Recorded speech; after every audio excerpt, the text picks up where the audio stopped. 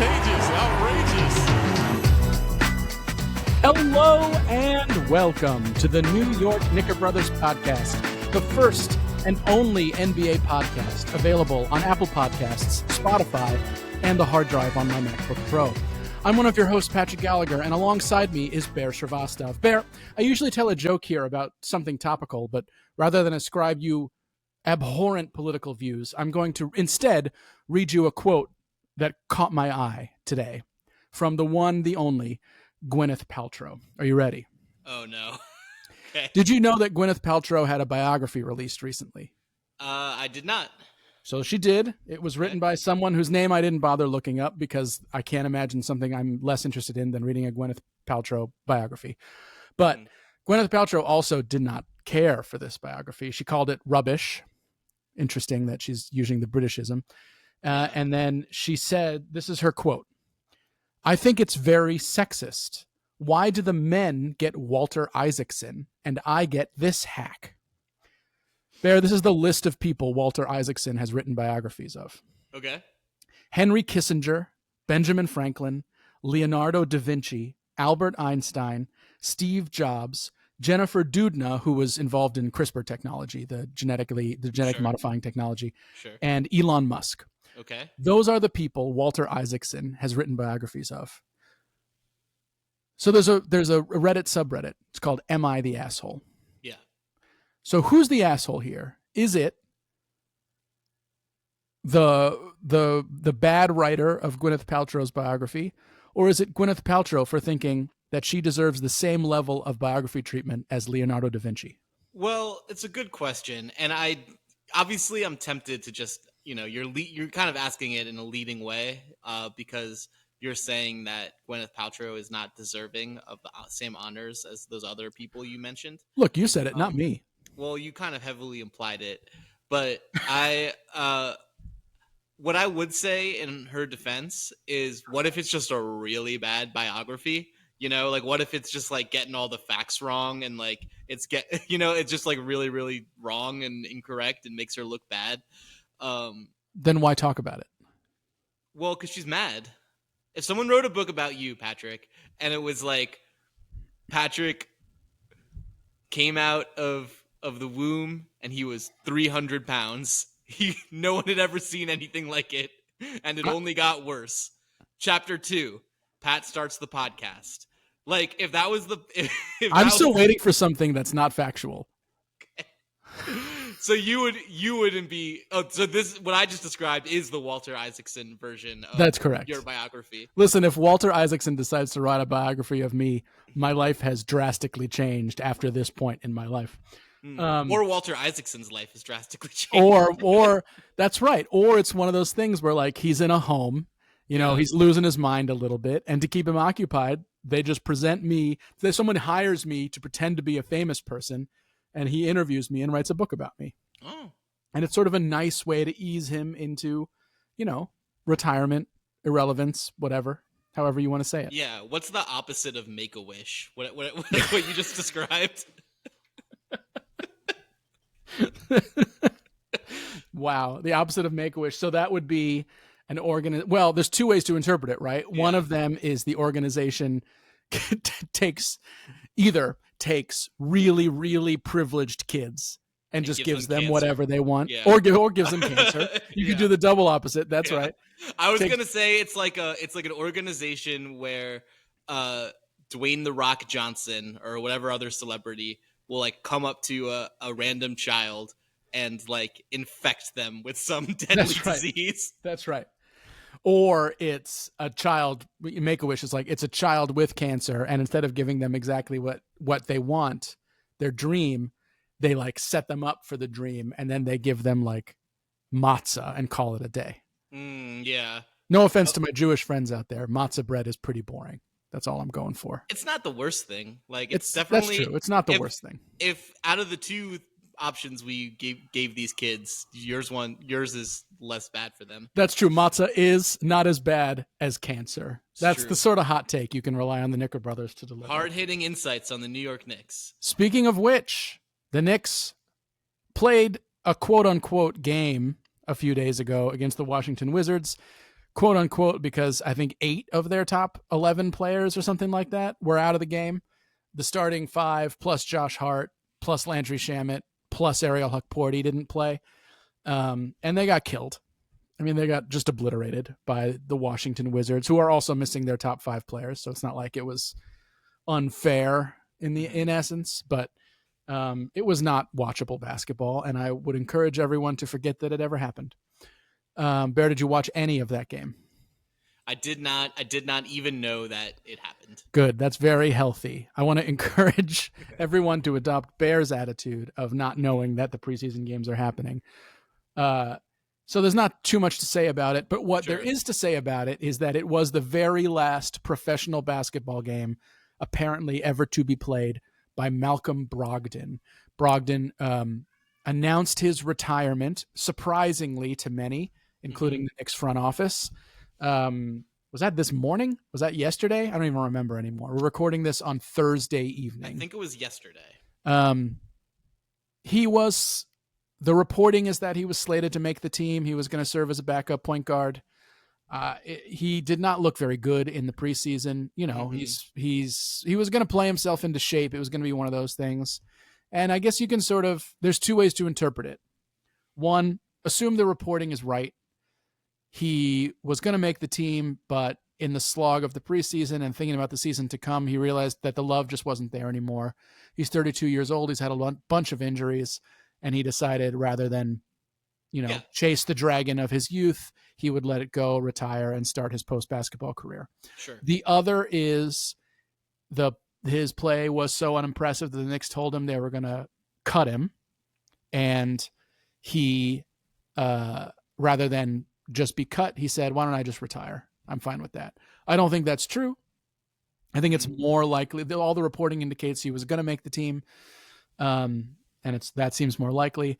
But now some of that roster, because he's retired, some of that roster logjam that had people worried about, are we going to trade Kolek? Are we going to trade Dadier? Are we going to trade both? That was my theory.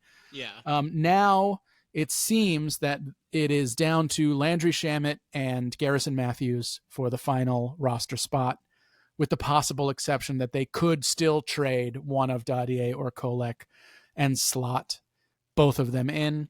I do not think it makes sense at this point, given that there is no backup point guard, to trade Tyler Kolek. I think if you're going to trade somebody, you're going to trade Dadier. And I don't think trading Dadier to give Garrison Matthews and Landry Shamet, who are pretty duplicative roster space, makes a lot of sense.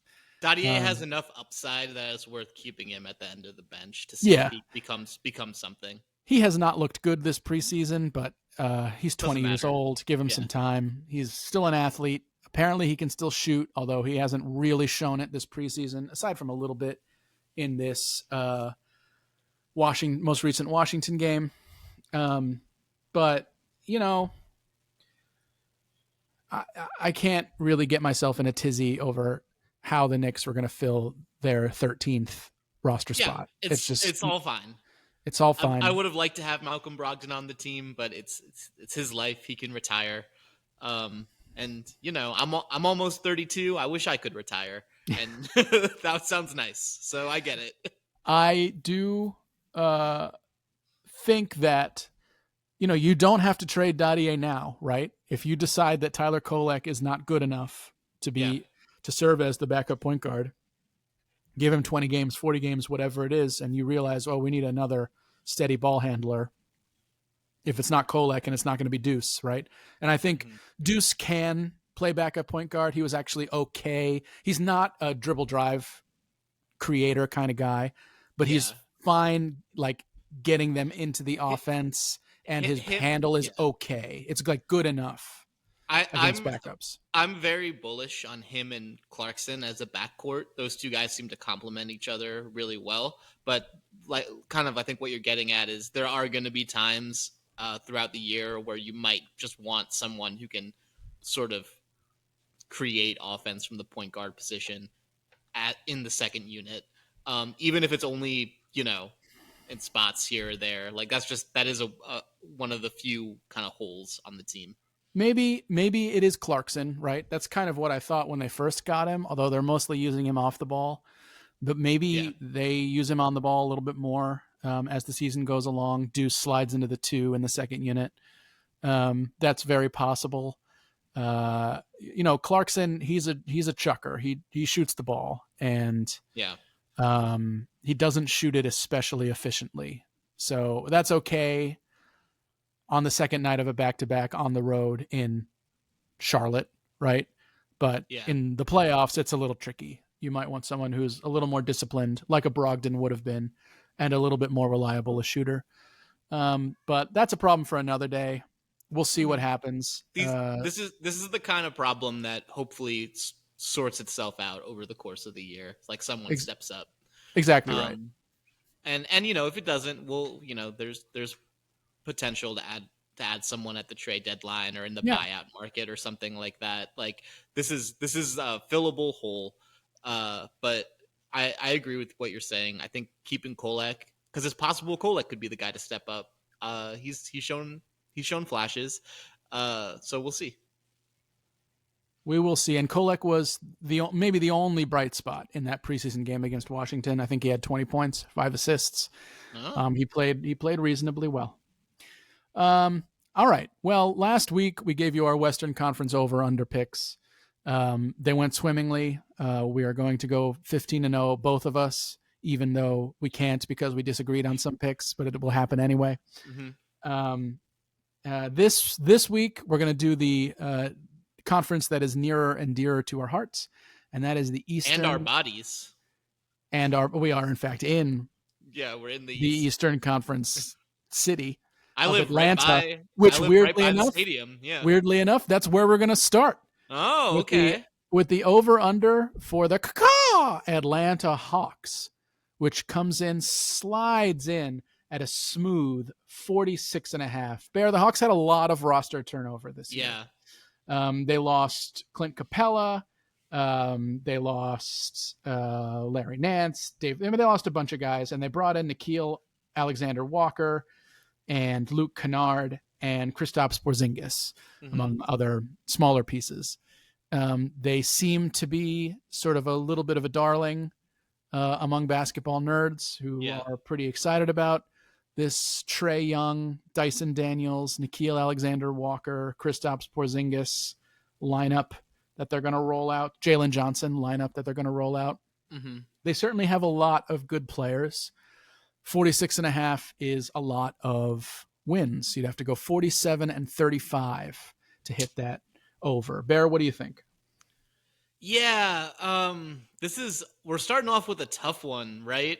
Because Atlanta won 40 games last year. They got meaningfully better in the offseason. I think that's safe to say.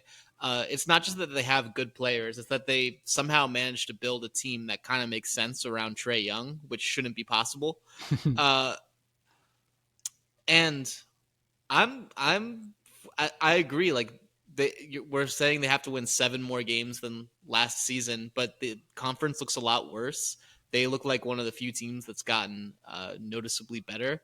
So I have a pretty easy time, I think, just saying like, I think they can get to 47, 48 wins in this conference. So I'm going to go over. Pat, what do you think? I really want to take the under. Because me too. By the way, fuck the Hawks. Fuck the Hawks. Fuck Trae Young. Right? Yeah, don't like them. I just want to say this out loud. I really want to. Mm-hmm. And, they have a lot more question marks than are necessarily indicated. They're going to have to make interesting roster choices about whether to prioritize defense or shooting. Yeah. Because Nickeil Alexander-Walker is okay. Dyson Daniels is okay. And who knows what Porzingis is going to be. Jalen Johnson is okay. And Porzingis had some mystery illness that absolutely crushed him down the stretch last year.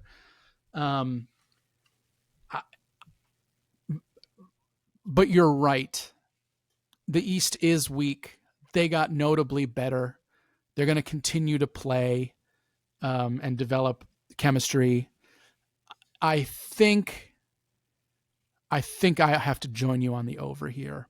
But again, I really don't want to. Like I want I want to say this Hawks team is going to go 41-41 again for like the 11th straight I would year, be as far so as I happy. can I tell. would be so happy to if that happened. So I'd be happy to be wrong on this one. Me too. But both Bear and I are slotting in on the over for the Atlanta Hawks. Speaking of Kristaps Porzingis, he departed our next team Ah, this Departed. offseason. Departed. Speaking of Yeah. departed, also relevant. The Boston Celtics. The Boston Celtics over under is 41.5, according to FanDuel. There's a reason for that, even though they won, what did they win, 60 games last year, something like Yeah. that? Yeah. They lost Drew Holiday, Al Horford, Luke Cornett, Kristaps Porzingis among their regular rotation players, and replaced them with Anthony Simons, Josh Minott, Hugo Gonzalez, Luca Garza, Yeah. and Chris Boucher. So they lost three really solid contributors and Luke Cornett, who's okay, Who had that one insane game and replaced against them with us. 5 guys who aren't quite as good as Luke Cornett. Yeah. And their team doesn't make any fucking sense. They also, of course, do not have Jason Tatum. Yeah. Rumors aside of his return in March or whatever. I'm not sure I buy that. Yeah, I don't know that I do either. I think the thing with Jason Tatum is if the Celtics somehow manage to be like in 4th place in the East or something with like 25 games to go, he might hustle back. But if they're like sitting at around 500, are they going to risk Jason Tatum coming back? Well, listen, if they're sitting at 500, they might only be a couple games out of 4th place in the East for all we know. Yeah, you're right. But it seems like there's a lot of ifs in that whole chain of events. So I'm taking the under on the Celtics, in large part because fuck Boston and fuck the Celtics, but also because I don't think I believe in a Jaylen Brown, Derek White 1-2 punch to lead this team. And their centers are terrible. Yeah. They have no size and no strength inside. And I think they're going to chuck a bunch of threes. Peyton Pritchard is going to probably lead the league in threes made. Sometimes they'll go in, sometimes they won't. Let's call that 50-50 and say the Celtics will slot in at 41-41, just under that 41.5 over under. Bear, what do you think? Yeah, I think it's a well-placed line. Like, I agree it's going to be close because they do have Jaylen Brown, who, I mean, like this year in this conference, he's like what, like the 4th best player in the East or something like that. So they're going to get wins. And like you say, you don't trust the White Brown led team. I think those 2 guys aren't the problem. I think if you just didn't tell me anything about their, if I was just in a vacuum and I didn't know anything and I was like, they have White, Brown, and Pritchard, I'd be like, that team sounds like they might be good. It's just the depth is horrible. They're not going to be able to rebound at all.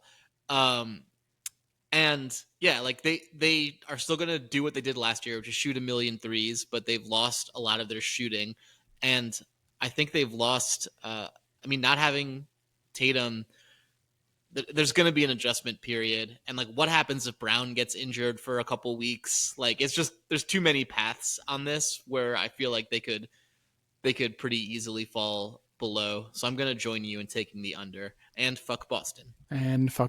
Well, so far 2 teams in, we've agreed on both teams. Yeah.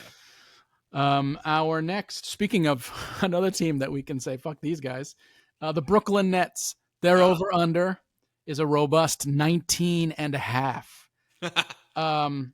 They traded Cameron Johnson for Michael Porter Jr. They lost a bunch of guys you've never heard of and replaced them with 5 first-round picks, ranging from pick number 8, Igor Demin, to pick number 27, Danny Wolf. This team is bad, man. Yeah. I mean, they added Terrence Mann. They added Haywood Highsmith. Those are like okay players. They're kind of like, and Jody Fernandez proved himself to be a good coach last year. The Nets clearly overperformed early in the season. And so the Sean Marks in the front office were forced to trade everybody who was even reasonably good by the end of the year. 19 and a half is a very low number, and the East is pretty bad. And Jody Yeah. Fernandez is a pretty good coach.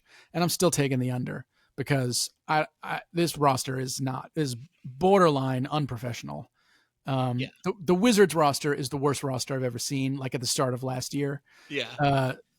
This roster is not quite as bad. Michael Porter Jr. is a real pro. Nick Claxton's a real Claxton's pro. good. Yeah. Terrence Mann is okay, But these guys would all be like 8th and 9th men on the Knicks, you know? Yeah, like, yeah. like, there's nobody who would crack maybe Michael Porter Jr.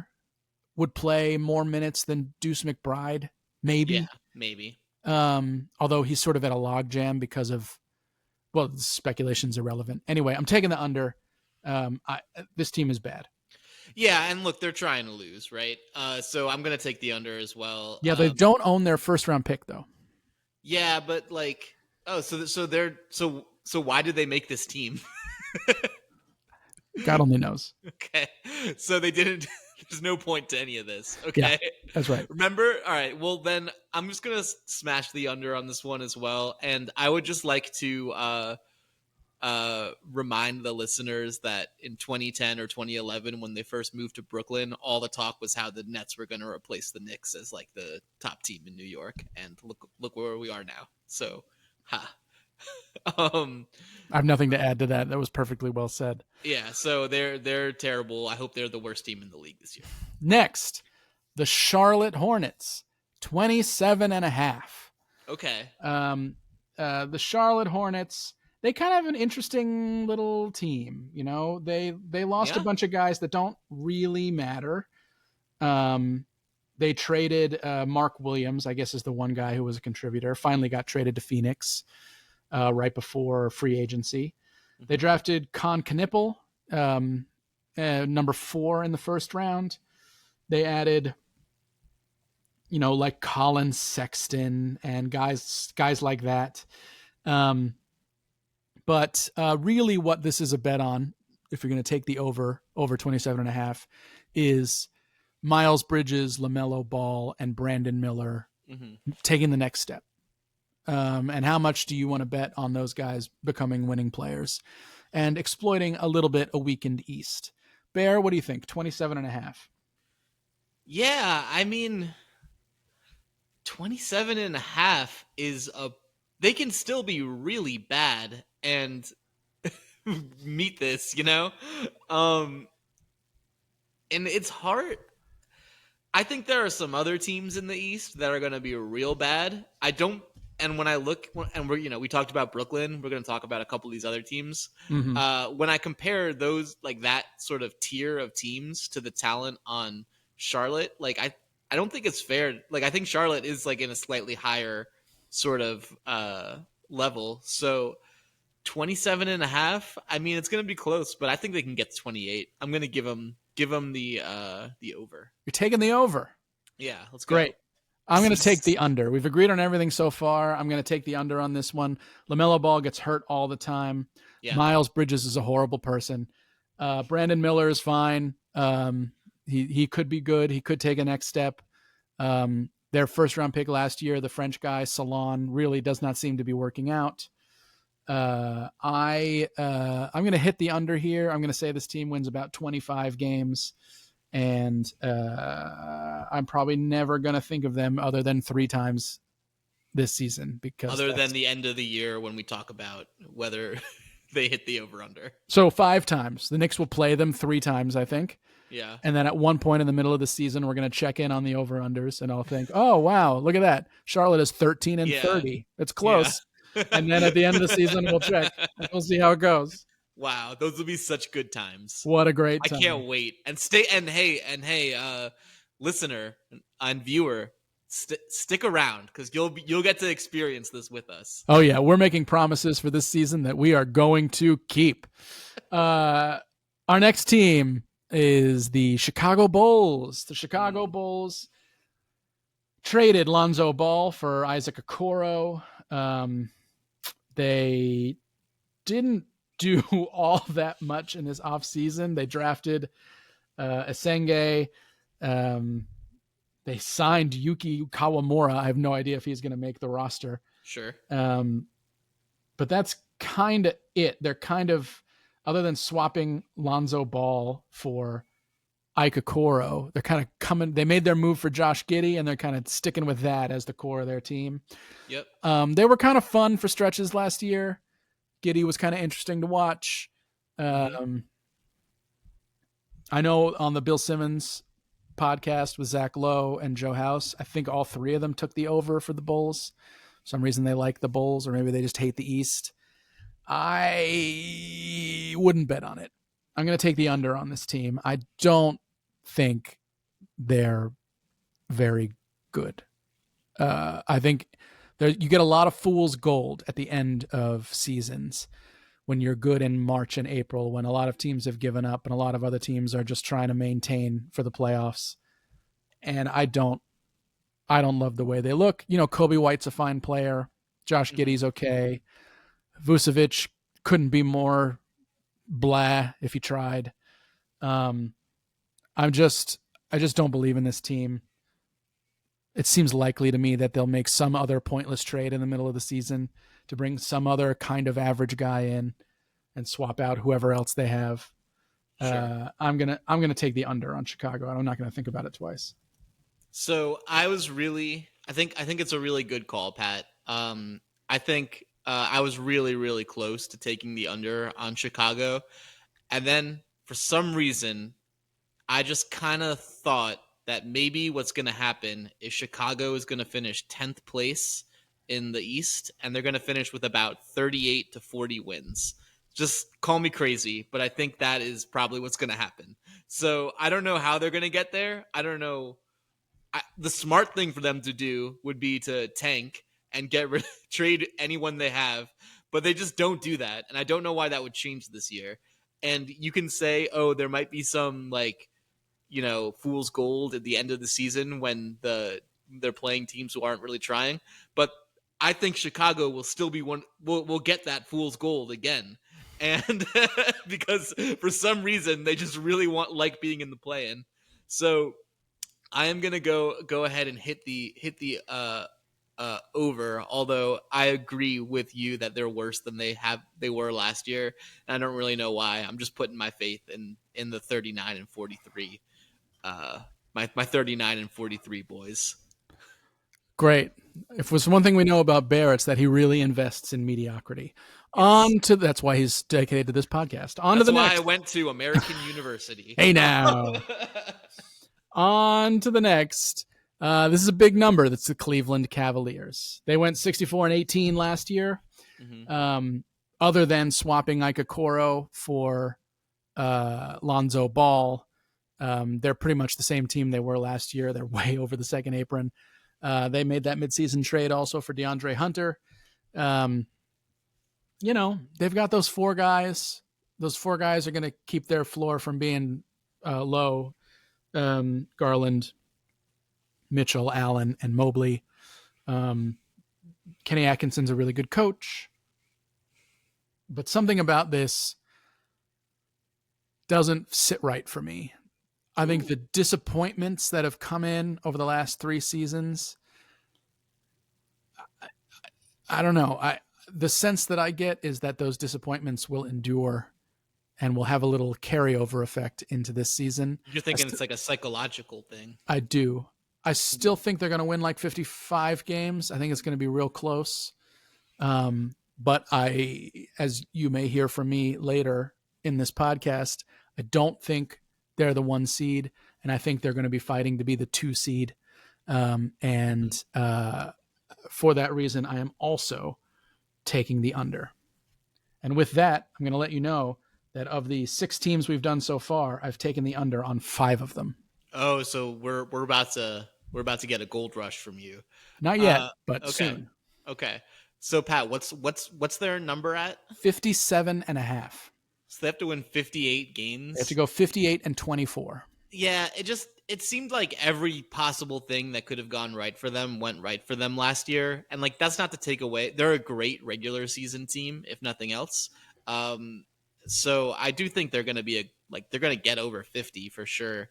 But just sort of with the natural regression, plus just I don't know, like it's just you're right. You're right that the energy around this team is pretty bad. Like I'm sure they're professionals and they think they're going to be good, but 58 is a high number. I think they're going to sit in that like 55 range probably. So I'm going to hit the under as well. They can have a really good year next year and go 57-25, right? Yeah, That's not exactly. like crazy to me. 58 is just a high number. Yeah. It's high. Like that's a lot of wins. You have to be one of the top like 3 or 4 teams in the league to hit that number. And I don't think they're going to be that. Yeah. Next, the Detroit Pistons. Fresh off putting the fear of God in the Knicks in the first round last year. Mm-hmm. They lost Tim Hardaway Jr. They lost Malik Beasley. They swapped them for Duncan Robinson and Karis LeVert and hopefully a healthy Jaden Ivey, although he had some sort of surgery this morning and he's being reevaluated in 4 weeks. So he's going to miss the start of the season. Bear, the number for them is 45.5. What do you think? It's a good number for them. I mean, they won 44 last year. And I think this is one of those ones where it's like I don't think they're that much better than they were last year, but they're probably just as good, maybe a smidge better, and the conference has gotten worse. So I think that might be worth a 2-win improvement. I'm going to give them, on the slightest of margins, I will give them an over. I'm still hitting this under. Okay. Let me tell you why I'm hitting this under. Okay. They lost the single most valuable thing that you can have in an NBA on an NBA team, and that is shooting. Yeah. They've lost shooting.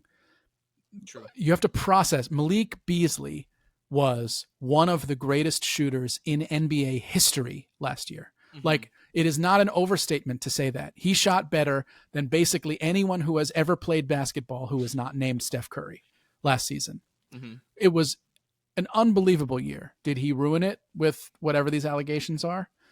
I mean, we'll see what happens, right? But certainly he cost himself some money given how it all went down. And he still could rejoin the Pistons. It's not impossible. Or he could sign with somebody else. That's also not impossible. Like, would it shock me if we woke up tomorrow morning and heard that the Knicks had signed Malik Beasley and Shamet and Matthews are cut? It wouldn't shock me. I could completely see that happening. But or that he signed with whoever else, right? Sure. But the Duncan Robinson can shoot, but he's also played himself out of favor in Miami over and over and over again. Mm-hmm. And there's a real lack of shooting on the rest of this roster. Like, they lost Tim Hardaway Jr. They're going to roll out with Cade Cunningham, Duncan Robinson, Jaden Ivey, Tobias Harris, and Jaron Duran. That is not a good shooting crew. Or Amen Thompson, right? If you swap him in instead of Duncan Robinson, right? Then it gets really rough. Yeah. Then you have, like, what is the projected starters on this team? It's Cade, who can shoot. Not Amen, sorry. Ausar Thompson, who cannot shoot. At least he hasn't been able to. Mm-hmm. Jaden Ivey, who is not a good outside shooter. Tobias Harris, who is an okay outside shooter. And Jaron Duran, who is not an outside shooter. That is not a good shooting team. And you need guys who can hit threes. And it was an essential part of what they did last year. And I'm really, really worried about it. And so, and if I was a Detroit fan, I'd be worried about it too. So I am slamming the under for Detroit. Well put. Another point of disagreement, and we'll see what happens. We'll see. Next, Indiana Pacers. 36.5 is the number. Why is the number that low for the defending Eastern Conference champions, who were, like the second best basketball team in the league from January on last year? The number's that low because they lost Miles Turner and they lost Tyrese Halliburton. That's why. Yep. That's why the number is that low.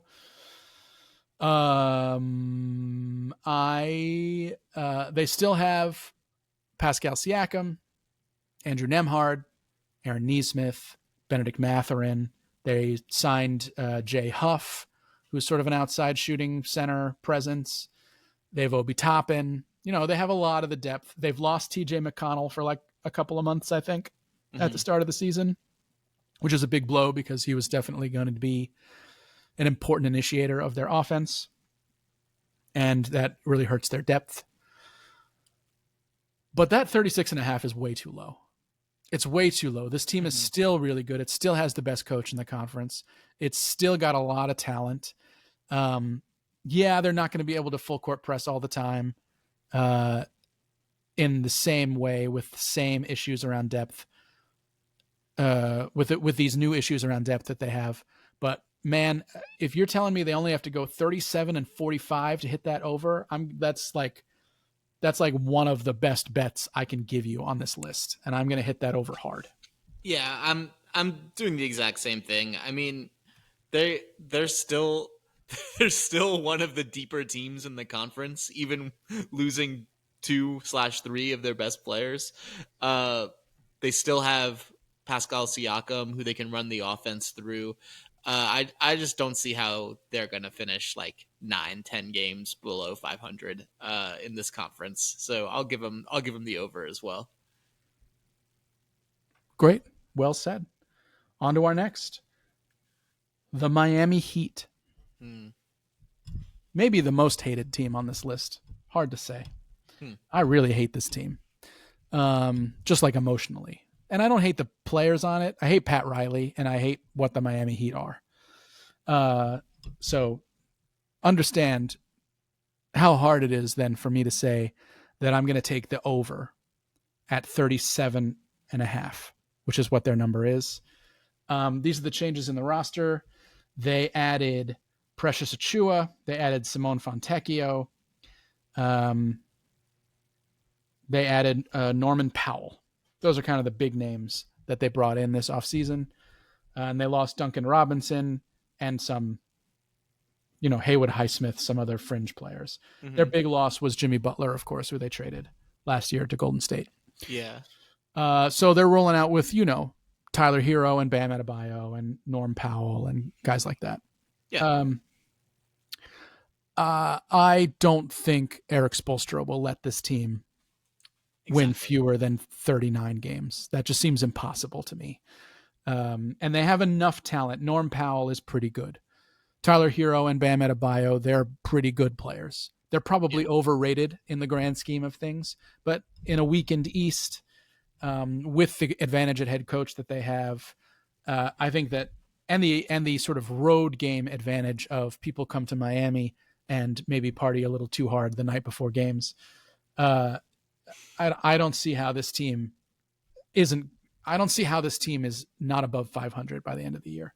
So I'm going to take the over here and not think twice. Yeah, I wish we could have some more disagreement here. Maybe we will coming up, but I have to take the over on this one as well. You said that Carlisle is the best coach in the conference. I would disagree. I think Spoelstra is probably the best coach in the conference. They finished with 37 wins last year, even though they had like this ridiculous season where like Jimmy Butler was like trying to like destroy the entire franchise. I just don't see how they can be any worse than they were last year. So I don't know if they'll get to 500, but I'm pretty comfortable saying they'll get to 38. There it is. Miami Heat, we're both smashing the over. Next on our list, and this is the controversial one. Okay. It's one of the controversial ones. It's the Milwaukee Bucks. Yeah. Their over-under is 42.5. Why is it so low? There's two reasons. One, they traded Damian Lillard, right? Or they waived him, I guess, essentially. Mm-hmm. They waived Lillard to bring in Miles Turner, to get enough money to bring in Miles Turner. But really, this number is that low because people are not sure that Giannis Antetokounmpo is going to be on this team by February. Yeah. That's really what it comes down to. You are betting functionally that if you take the under, that Giannis will not be on this team in February, because if Giannis is on this team, there is absolutely no way in this depleted East that this team can't win 43 games. Yeah. My bet is that Giannis is still on this team in February. I'm taking the over. Yeah, I'm It's you've put it perfectly. I'm taking the over too, and if Milwaukee trades Giannis, like that's the thing that I keep, and I don't want to go down this whole Giannis thing, but like I just keep coming back to like, why would you ever trade Giannis? Yeah. Like just never trade him. Yeah. So like just never ever trade him. Like that would be the smart thing to do, no matter what is going on. Like what is he just never going to play basketball again? That's no, right. He's gonna. So just don't trade him. I don't see how they would trade him. Like if they're gonna make a move, they'll do it in the off season, when they have like a full suite of things that they can do. But they're not gonna do it mid season, and because of that, I think they'll finish right around where they were last year, like high 40s. And good for them. But that's an easy over for me. We're agreeing a lot here. Yeah. We've got 5 teams to go. All right, let's stir up some controversy. Next on the list, you notice we've been progressing through these alphabetically, right? Yeah. So we just finished with Milwaukee. And so the next team on the list after M, of course, is the Orlando Magic. Yeah. Their over-under is 50.5. That is a big old number for a Magic team that, well, in some sense, had the year from hell last year because everybody got hurt. Their 2 best players were hurt. Yeah. And the guys that they added were really not very good. Kentavious Caldwell-Pope. But they made a huge move in the offseason, bringing in Desmond Bane, who is an elite level shooter, to try to fix the geometry of their roster, basically. Yeah. They still have Paolo Banchero. They still have Franz Wagner and Jalen Suggs. It's a good team. Their coach is good. I like being contrarian here. A lot of people are on the Magic. 50.5 is a big number for a team that, hasn't quite reached those heights yet. It's on the up, but hasn't quite reached them. A lot of times, progress is not linear and you can take a step backwards before taking a step forwards. But this is the team that I think is going to threaten Cleveland for the 2 seed. Yeah. I think that they are really good. I think that Banchero's progression has been pretty solid all the way through his career. I think Franz Wagner is the big question mark. I think if he cannot fix his shooting woes, then there's probably a cap on how good they can be. But if he can fix his shooting woes, if he starts shooting 35% instead of 30%, suddenly this team is a real threat to the top of the East. I think they could easily, it's much easier for me to see this team winning 55 games than 45 games, barring any sort of catastrophic injury. And for that reason, I'm going to take the over for the Magic at 50.5.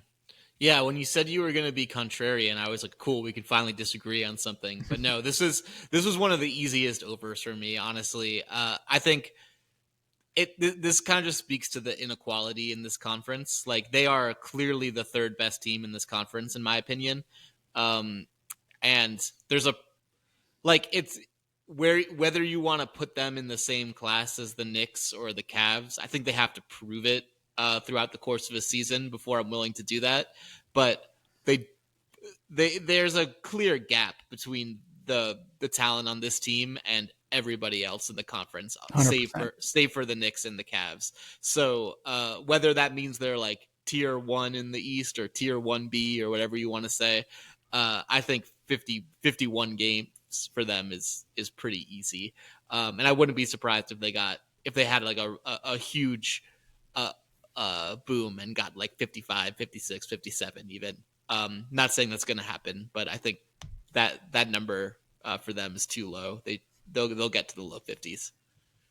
Sorry, everybody. We just keep agreeing on things. I know it's disappointing, but it just means our analysis is we've both run the numbers and come to the same conclusions. Yeah. But also it makes it easier for you guys because, as you may remember from last week's episode, you should do the opposite of what we do if you're gambling people. We're terrible and know nothing. So just like, we agree so far on Orlando, Milwaukee, Miami, Indiana. We took the over for all of them. We agreed on the under for Cleveland. We agreed on the under for Brooklyn and Boston and the over for Atlanta. Just do the opposite of that. Yeah. And you're going to make a ton of money this year. Yeah. That's our promise to you. That's the Knickerbrothers guarantee. Yeah. Next, the Philadelphia 76ers. This is the one. Yeah. If you bet on this, you are a sick bastard Yeah. because you cannot possibly know how this is going to go. Although we did get word that Paul George will miss the beginning of the season. Great start. He's Great not start. feeling great or something. Yeah. Great start. We do not know when Joel Embiid will ever play. Yeah. You know, he could play game 1. He could play game 40. It's hard to say. We know he will. We know he will never play back-to-back games in his 100%. career again. 100%. Jared McCain is missing the beginning of this season. Speaking of guys who were just overrated because of whatever was happening in Philly last year. But their number is 42.5. Bear, where do you land on the Philadelphia 76ers? It's insanely high for them. And like, I guess the only thing you're betting on is that you think that Embiid is going to play and that Paul George is going to play. And that's a stupid thing to bet on. This is the easiest. I don't know why. I honestly don't know why you're really viewing this as like, oh, you'd be stupid to bet on it. I'm not going to bet on anything, but if I had to bet on Joel Embiid missing 60 plus games of a season, I would feel very strong about that bet. So I think this is a clear under, and I don't think they're even going to be close. I think they're going to be one of the worst teams in the conference like they were last year. So the dirty secret of last year is that even when he played, Paul George was bad. The other dirty secret of last year is that even when Joel Embiid played, the Sixers were bad. Like, they were way worse when he didn't play. I'm not saying that he didn't help, but the Sixers were a net negative team when he played last year. Mm-hmm. And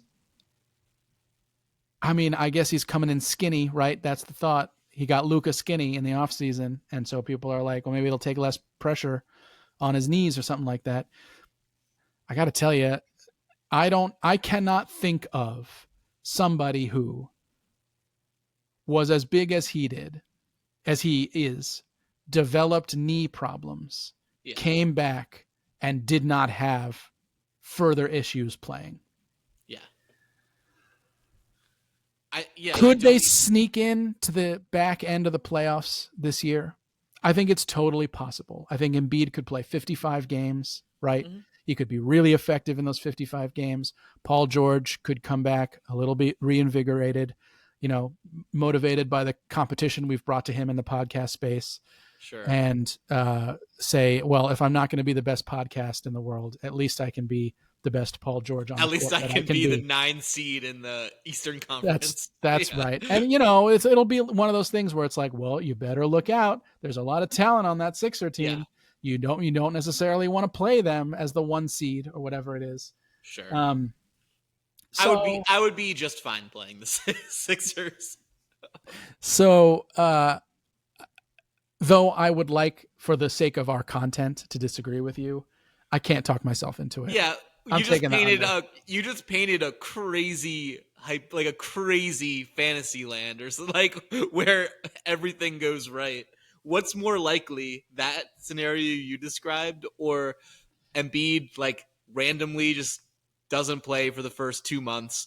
George gets all bummed out and doesn't really play. The vibes on the team are terrible. No one's really trying, and the whole season goes to shit. I mean, at that point, Nick Nurse will be fired. He could be fired by December. Yeah. And I think that's where this is going. Well, deep in my heart, I hope that we're right. But we're both hitting the under on Philadelphia. Next up, interesting number here. The Toronto Raptors. Yeah. Whoa, punched my microphone. Sorry, everybody.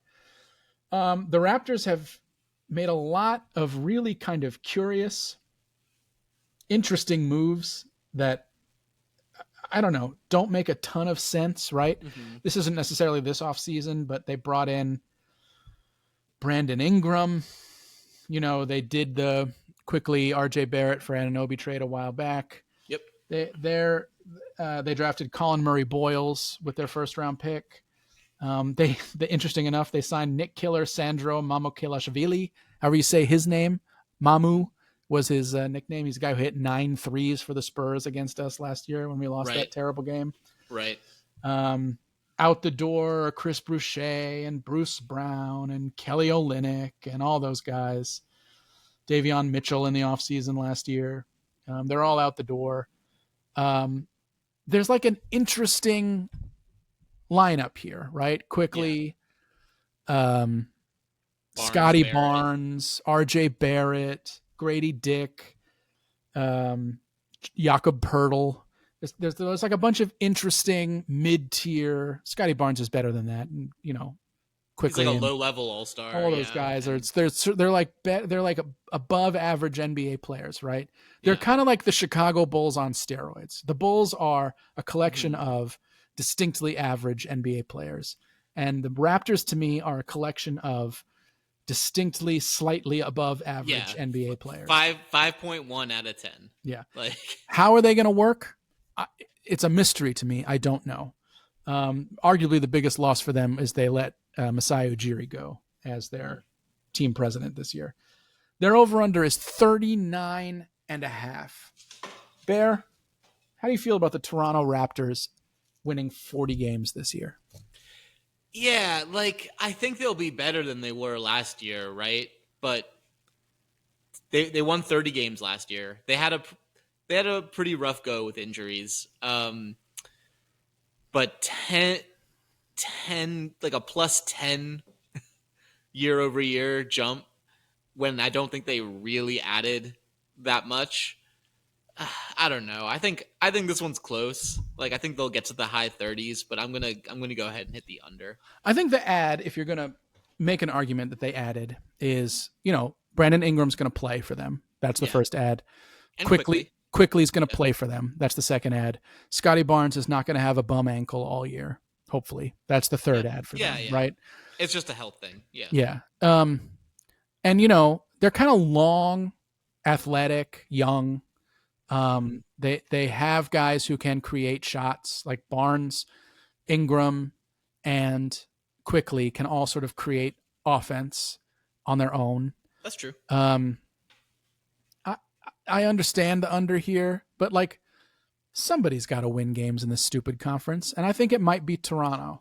I think Toronto Yeah. might end up winning like 44 games this year, Oh, and okay. people being like, "Oh, Yeah. they're Nice not little they're not bad." cheeky little 6 seed or something. Yeah. Okay. And so I would like that for them. I want sure. I want quickly to do well. We have family in Toronto. We like it when things go well for them. Yeah. But so to that end, I'm going to take the over, and this way we can also disagree.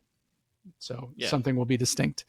So I'm taking over 39.5 for Toronto. Second to last team, but really last in our hearts, is the Washington Wizards. Sure. Who have an over under of 20.5. They drafted Trey Johnson in the first round. Yep. They added like Dylan Jones, CJ McCollum, Chris Middleton. These are all guys who are gonna like be on their roster. Cam Whitmore is on the Washington Wizards. I always liked Cam Whitmore. I wanted him on the Knicks for a while. And they lost. They traded Jordan Poole, right? Last season they traded Kyle Kuzma. Yeah. It's guys like that. They've got McCollum. They lost Malcolm Brogdon. Yeah. We all lost Malcolm. We all Brogdon. lost him. Yeah. Well, except for his family, who gets to spend more time with him. Great. What a time. So at 20.5, here's the other thing. The Knicks own their first round pick if it falls below 8, right? So this team is motivated to lose. I think there's something else happening with it. Like Phoenix might own some of it at some point. I don't remember. But they are motivated to lose. Yeah. And turn that first rounder they owe the Knicks into 2 second rounders, which is what would happen. Yeah. But still 20.5 is very low. It's very low, and there are players on this team that I like. Koulibaly is good. Alex Sarr was kind of interesting last year. Yeah. I am going to take the over here. Slight over. They're going to go like 23-59 or something like that. I don't think they're the worst team in the conference. But I do think they're not going to try at some point in this season. Yeah. That's the thing. I feel so bad. I feel really bad for Chris Middleton, who was just a couple years ago the second best player on an NBA championship team, and now has to be on the Wizards. So it's just kind of a bummer. I don't the I think you're betting on like will Alex Sarr become like something if you want to take the over here. Um, I don't know, man. I'm looking at the roster right now. You're right. They have Koulibaly, but it get after like the 3 or 4 guys you named, like it gets pretty rough really fast. Oh, sure. Uh, so I'm gonna hit the under here Ah, because if I hit the over and they finish with like 14 wins, I'm gonna feel really stupid. So great. yeah, Well, that brings us to it, Bear. The yeah. final team, as listed alphabetically in the Eastern Conference. I definitely did not manipulate the list at all to close with the topic Yeah. of most interest. The Zuzus. The Zuzu's pedals. Yeah. The New York Knicks. We've talked all podcast long about what the Knicks have done this offseason. You don't need us to rehash it. Mhm. But basically, they brought back everybody good they had last year, and they added a couple more good players. They went 50, and they changed their coach. That's probably the biggest change of note. Yep. They went 51-31 last year. A lot of chemistry issues, a lot of questions about whether the team was being maximized. A lot of questions about whether the starters were being overplayed and were overtired. We'll see how well those questions are answered. For me, I think you guys know where I'm going to go on this, and I think Bear and I are probably going to land in the same place. Their number's 53.5. I think this team is a 1 seed in the East this year. I think they could threaten 60 wins. I just think they're deep now in a way that they weren't. They have a whole year of experience playing together. They're going to have Mitchell Robinson for more than 17 games. Other guys could get injured. That could happen. They now have the depth to deal with that much better. An injury to basically anybody who is not Jalen Brunson, they have the depth to deal with much better than they would last year. If they lose Brunson, obviously that's a whole another issue. Sure. And obviously issues arise if you lose Cat or OG or whoever, but they have talented guys that they could slot in to stem the tide for a while. I really, really, really am positive on these guys.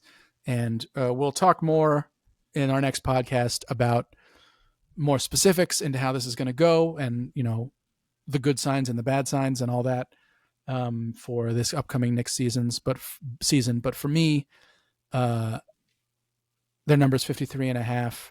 I think they're going to win 60 games. I'm hitting the over, and I'm hitting it hard. Yeah, well, Pat, not to be a Debbie Downer over here, but I think the Knicks are just going to have a really tough time in this conference.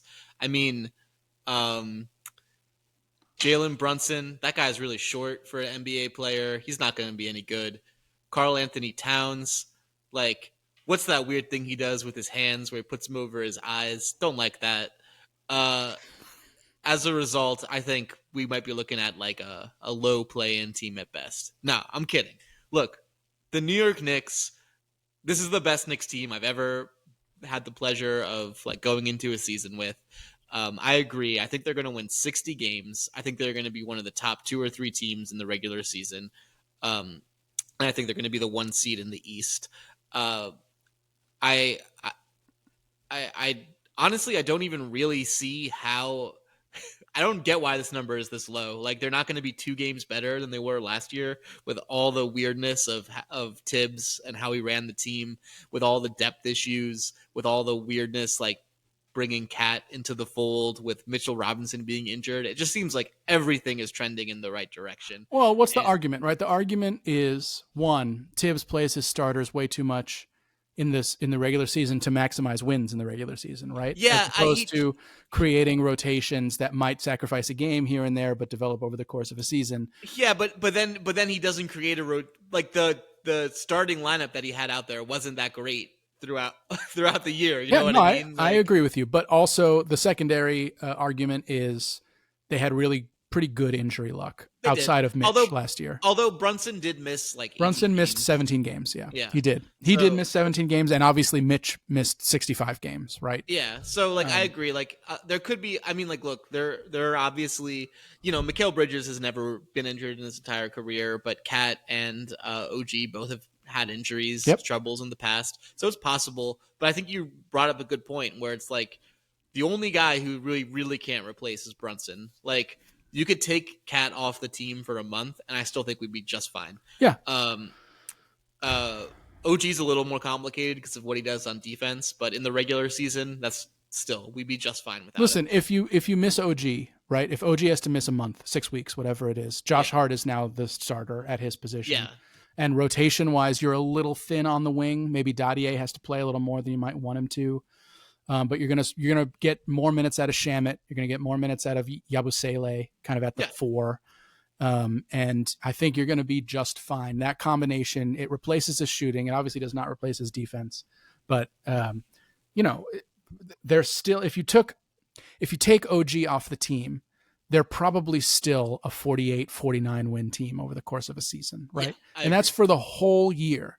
If you lose OG, right. And I just knock on wood, that won't happen. Obviously he tweaked his ankle in practice today. But that could happen to anyone. And that's not anything, like, right? He's going to play on Tuesday when the season starts.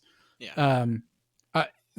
All indication, this is, as Bear said, the most anticipated Knicks season since probably 1999, 2000, something like that. The year after they made the finals, maybe. Except not, because the year after they made the finals, if I remember correctly, that was this offseason in which they traded Ewing. And so it's like the whole roster kind of fell apart. That might be wrong. Ewing might have gone a couple years later. But either way, Ewing was getting older.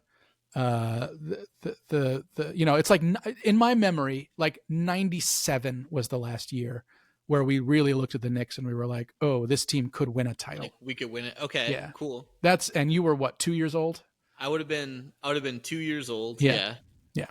I was 14 when that, or 15, right around then. It's the only other argument is the year after, when they won 54 games or 53 games or whatever, and lost to Pacers. But that I believe was the year they traded for Bargnani. Yeah. And everyone was that, out. Yeah. Even that, it was like, there was like a real like, oh, I hope we do this again kind of vibe around that team. Yeah. But that I did not have anywhere near. No, this the is level different. Of expectations. Yeah. This is different. And so I think, look, I think they're capable of winning 60 games. If they win 57, will it be a huge disappointment? No. But I think if they win 52, would that be a huge disappointment? Not if they win the title, baby. or make the finals, right? Yeah, because I think it is unlikely they will be the favorites in the NBA Finals. We'll talk about this more next time, but I think if it's OKC or Denver or whoever coming out of the West, I think it's more likely those teams will be the favorites than whoever we're playing. Yeah, than the Knicks, but unless the Knicks really like put together something special. That's true. Season. If they win 65 games, if they turn into the Cavs from last year, right? Yeah. Other than the playoff collapse, right? If they're the Cavs from last year, they win 64 games. The Thunder win 65 or 61 or whatever it is, right? Yeah. They're in the running for the best record in the league, and they plow their way through the playoffs. Maybe have one competitive series, but kind of a lot of relatively easy series. Then maybe it'll be different. But we're speculating. There's a whole season to play before we get to that. But I do think this is an easy over.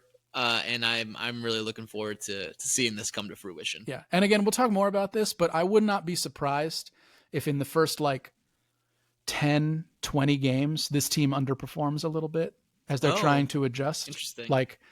If you remember, for example, the Miami Heat, the first year when they got the big three together, they were 9-8 after 17 games. Okay. Right. Would it shock me if the Knicks were 6-6 after 12 games? I mean, looking at the schedule, it would be disappointing, but The only thing I'll say is it's not a Heat situation. This is the second year with these guys, I know. right? I know, but it's a new coach too, right? Yeah, So it's like implementing a new system. It's not 2 years in the same system. It's a new system. And sometimes that can take some adjustment to figure out.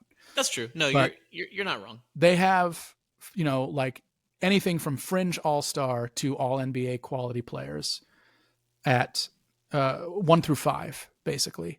Like Yeah. Mitch Robinson is a all NBA level defender, even if he's not going to be in an all-star game anytime. OG and Bridges are like replacement level all-stars, like the guys that you would call after the first guy is injured and doesn't want to go. And Yeah, exactly. Cat and Brunson are all NBA players, and that's the Knicks starting lineup could easily take on the rest of the Eastern Conference All-Star team, and I'm not saying they would win, but it would be a competitive. it wouldn't be absurd. You would look at those and you'd be like, "This is somewhat evenly matched." Yeah, the only other team that's like that is Cleveland, right? Cleveland is the other one. And I guess maybe you could look at Orlando that way too. I think that the center position on Orlando is the big drop off, right? Wendell Carter Jr. or Mo Wagner or whoever there is not that level of player, but yeah. And Suggs is a tier below also. Yeah, but point being, like there's really, outside of that really niche little, like, do we have a backup point guard who can initiate the offense thing? I don't even really know what the holes are on this team. They're really well rounded. Hopefully, last year a lot of our players shot a little worse than they ever had in their entire careers. Yeah. Hopefully that will revert back to the mean. Yeah. And if that happens, then the offense could be pretty unstoppable. The hole on this team, of course, is that Brunson and Towns are below average defenders, and so they can be exploited by really good offensive teams, especially in the playoffs. That's the hole.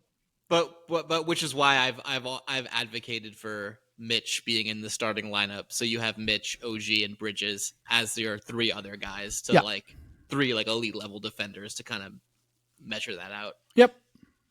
But anyways, yep, we did it, Pat. We've done the over-unders. Let's go through them real quick. Atlanta Hawks, Bear and I both take over 46.5. Boston Celtics, Bear and I both take under 41.5 because fuck Boston. Brooklyn Nets, Bear and I both take under 19.5 because fuck Brooklyn. Charlotte Hornets, 27.5. First disagreement. Bear takes the over. I take the under. Chicago Bulls, 33.5. Bear takes the over. I take the under. Cleveland, 57.5. We both take the under. Detroit, 45.5. Bear takes the over. I take the under. Indiana, 36.5. Both Bear and I, scarred from the last two postseasons, have slammed the over for the Indiana Pacers. Mm-hmm. Miami, 37.5. Both Bear and I, in spite of ourselves, hit the over for Miami at 37.5. Both Bear and I take over for Milwaukee at 42.5. Both Bear and I take over for Orlando at 50.5. Both Bear and I take under for the Philadelphia 76ers at 42.5. Toronto at 39.5. Bear takes the under. I take the over. The Wizards at 20.5. Bear takes the under. I take the over. And the Knicks at 53.5. Shockingly enough, both Bear and I, the Knickerbrothers, take the over. And there you have it, ladies and gentlemen. Do the opposite, except on the Knicks. We will be back. Oh, Bear, we do this thing where we do recommends. Bear, you got anything that you feel like recommending to our audience? I do. Pat, I saw the movie One Battle After Another. Oh, yeah. And, oh, man, I don't want to talk about it too much because I know you want to see it and you can't because you have a tiny baby.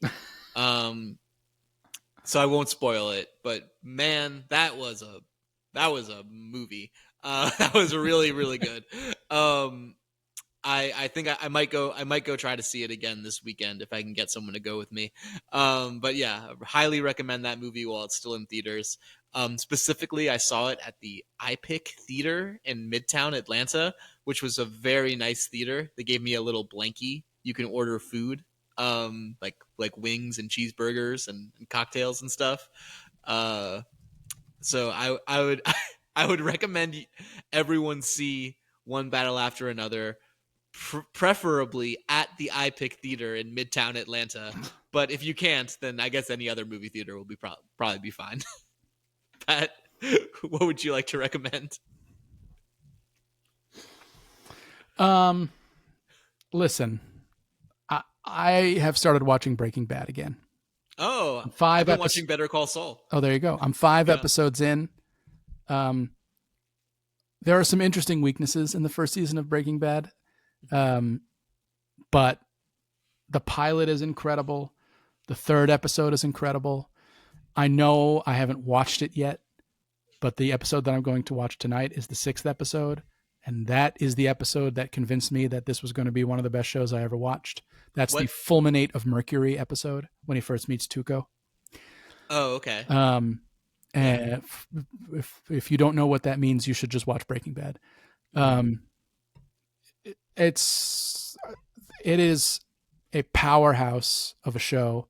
Bryan Cranston is a miracle of a performer, and it must have been incredible for Vince Gilligan and the other writers to deliver these scripts and look at the dailies of how these things were being performed and just like revel in the gifts that they were given by this group of seasoned performers, all of whom have gone on to, not all of, but many of whom have gone on to bigger, not bigger, but to lead shows, to Sure.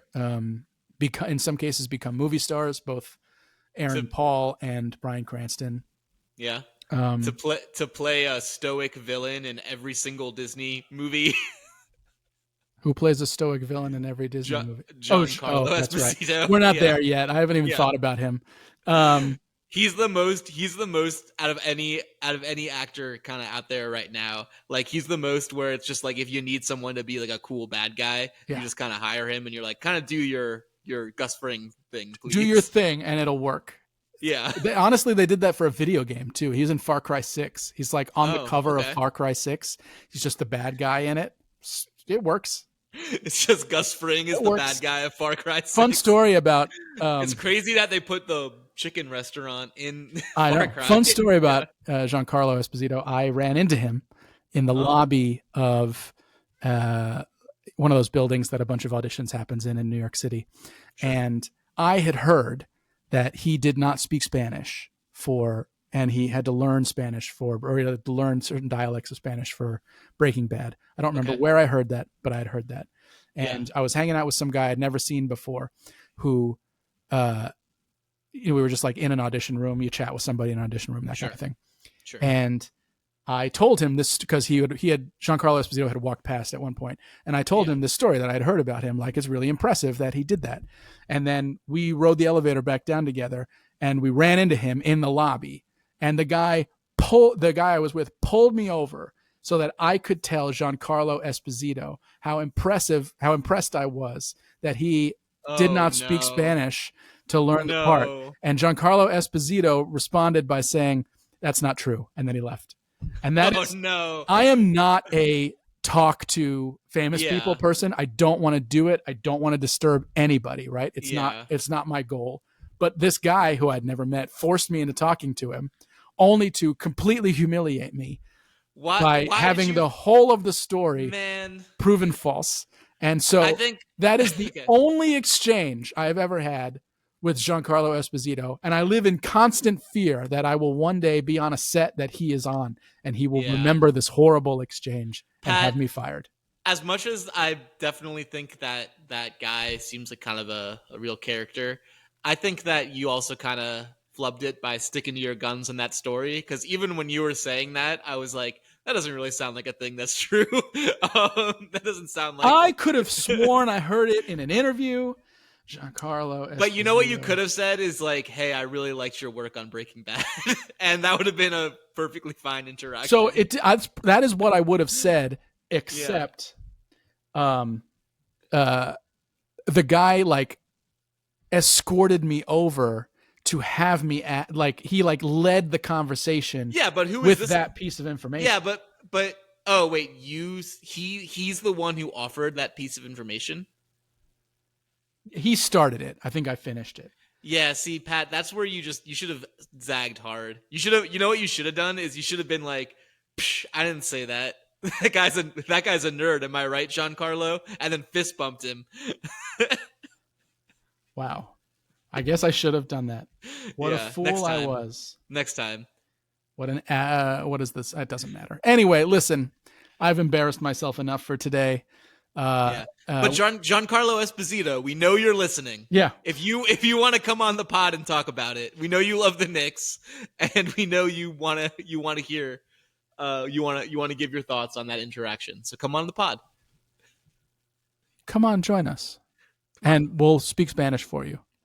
Yeah, because I definitely know Spanish. Me gusta your acting.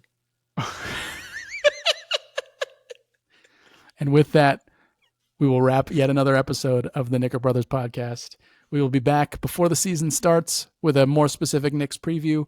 Until then, remember what's most important in life. Let's go Knicks. Let's go Knicks.